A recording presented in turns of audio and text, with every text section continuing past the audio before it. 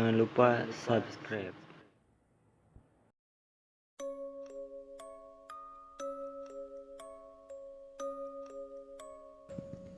Assalamualaikum warahmatullahi wabarakatuh. Selamat malam buat kalian yang melihat atau mendengarkan video di channel ini. Seperti biasa, saya di sini akan menceritakan hal seram dan misteri. Dan untuk cerita malam hari ini, kuntilanak yang usil. Cerita ini udah lama banget, terjadi saat aku masih kecil. Aku dapat cerita ini dari Umi yang menceritakan cerita-cerita mistik di kampung ini. Banyak banget Umi bercerita, tapi entah mengapa aku ingin menuliskan cerita yang ini. Saat itu, speaker masjid mengumumkan bahwa telah meninggal salah seorang warga di kampungku. Sebut saja Biati. Biati ini meninggal dalam keadaan sedang hamil tua. Tentu saja warga kampung geger.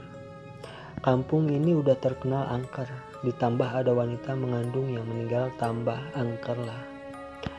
Warga percaya bahwa orang yang meninggal dalam keadaan hamil tua biasanya akan jadi kuntilanak. Dan ternyata benar, warga pun makin percaya karena malamnya setelah kepergian Biati ini, warga kampung digegerkan dengan penampakan dan kejahilan Mbak Kunti ini. Saat itu beberapa warga yang tengah meronda sedang asik bercakap-cakap di pos ronda. Tiba-tiba saja terdengar ketawa khas Mbak Kunti dari arah pohon rambutan. Mbak Kunti terus tertawa seakan ingin memberitahukan keberadaan pada para peronda ini. Bapak-bapak itu pun sontak menghentikan obrolan mereka dan melihat ke arah pohon rambutan. Dan benar, di situ ada Mbak Kunti yang sedang duduk ucang-ucangan, menggerakkan kakinya ke depan dan ke belakang. Di salah satu dahan pohon dengan bajunya yang berwarna putih dan rambutnya yang panjang, dan terus tertawa cekikikan.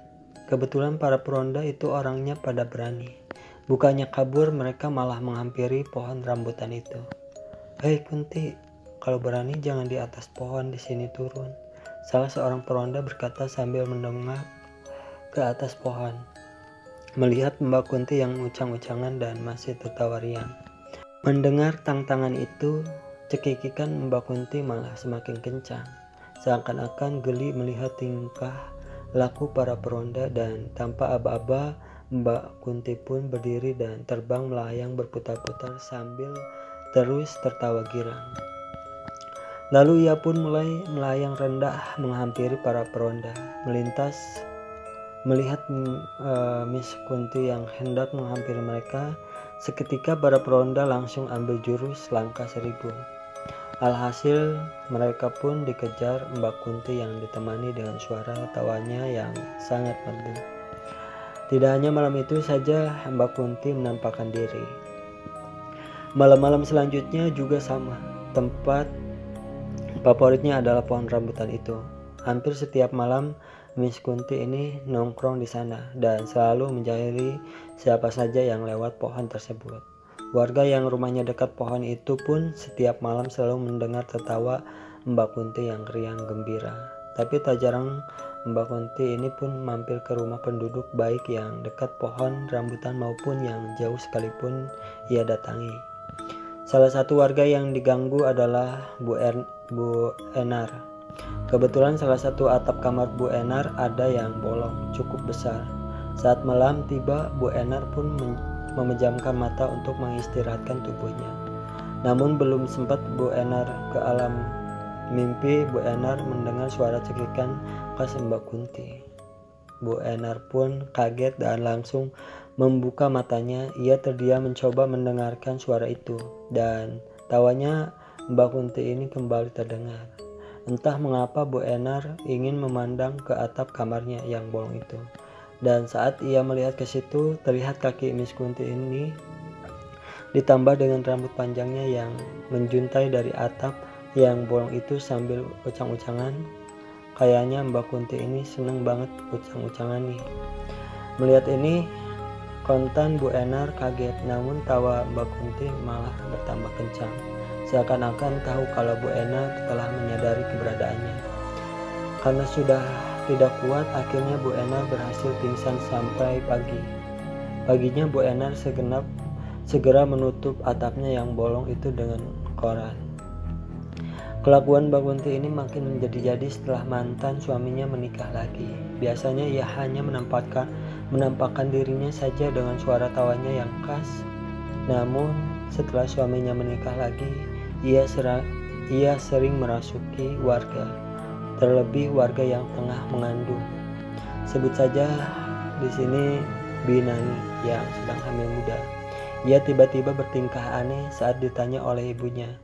Binani malah tertawa cekikikan khas Mbak Kunti. Binani terus tertawa sambil lengak-lengok. Kontan keluarga cemas dan tangan dan kakinya Binani pun langsung dipegangi, lalu dibaringkan di atas kasur. Binani tidak berontak, malah makin cekikikan. Seakan-akan perbuatan mereka sangatlah lucu. Salah satu keluarga pun segera memanggil Ustadz, dan tentu kampung menjadi geger. Warga kampung pun berbondong-bondong melihat keadaan Binani. Melihat banyaknya orang, Binani makin cekikikan gila seraya berkata, "Ya ampun, rampe banget ini." Ia mengatakan sambil terus tertawa riang. Suaminya dan bapak-bapak lain terus memegangi tangan dan kaki Binani sambil dipencet-pencet. Ibunya sendiri mengoleskan balsam di tangan dan kaki Binani. Mendapat perlakuan itu, Mbak Kunti malah makin tertawa senang. "Duh, enak banget nih dipijitin." "Ya terusin kayak gitu." Itulah yang dikatakan Binani kala itu sambil terus cekikikan.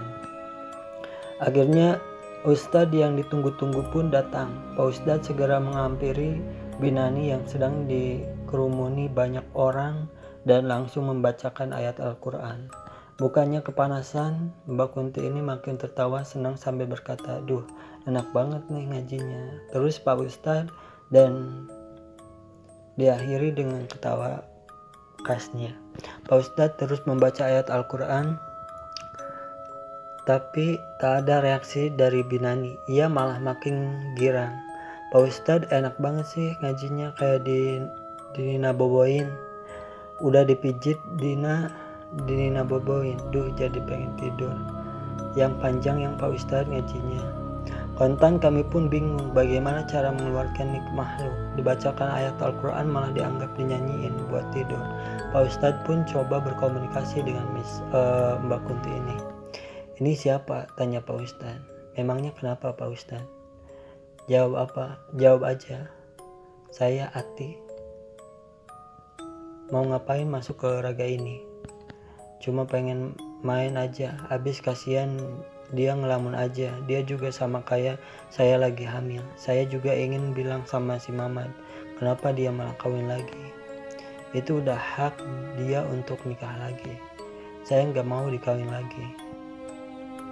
Sekarang saya minta kamu keluar. Kamu kan sudah menyampaikan pesanmu," kata Pak Ustadz. "Enggak Pak Ustadz, enak banget di sini. Saya bilang keluar.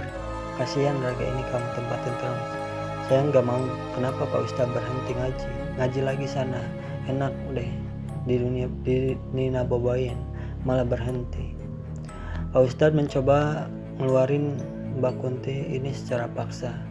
Namun ternyata Mbak Kunti ini cukup kuat. Pak Ustadz tidak berhasil mengeluarkan kuntilanak yang mengaku-ngaku sebagai Biati ini. Mbak Kunti ini malah tertawa semakin riang. "Ya udah Pak Ustadz, saya mau keluar asal saya dikasih makan nasi, ikan gabus, sambal sama pete. Tapi nyimpennya jangan di padaringan ya, di atap genteng aja. Soalnya kalau di padaringan ada karuhun. Saya malu," kata Mbak Kunti. Padaringan atau disebut juga goa adalah ruang yang biasanya dipakai sesuguh orang zaman dulu. Biasanya tiap malam Jumat mereka ngerujak kembang, kopi pahit, kopi manis, dan lain-lain. Kemudian disimpan di kamar itu. Kadang-kadang ada juga yang bakar kemenyan. Menurut kepercayaan Padaringan itu tempatnya para karuhun, yang mereka percayai adalah kodam leluhur mereka yang biasanya selalu datang, khususnya tiap malam Jumat untuk menjaga rumah dan cucu cicit mereka dari gangguan jahat. Kalau sekarang mah hanya segelintir orang yang masih melaksanakan ritual itu. Keluargaku juga sudah tidak melakukan hal itu lagi, takut musyrik. Pak Ustadz menolak dan mencoba mengeluarkan Mbak Kunti ini lagi secara paksa. Namun ternyata masih tetap gagal. Akhirnya dengan berat hati keluarga mengabulkan keinginan Mbak Kunti ini. Sepiring nasi, ikan gabus, pete, dan sambal pun disimpan di atap rumah. Lalu Mbak Kunti ini pun keluar dari raga Binani sambil tertawa nyaring. Hati-hati, mungkin malam ini giliran para pendengar di channel ini. Itulah cerita untuk malam hari ini.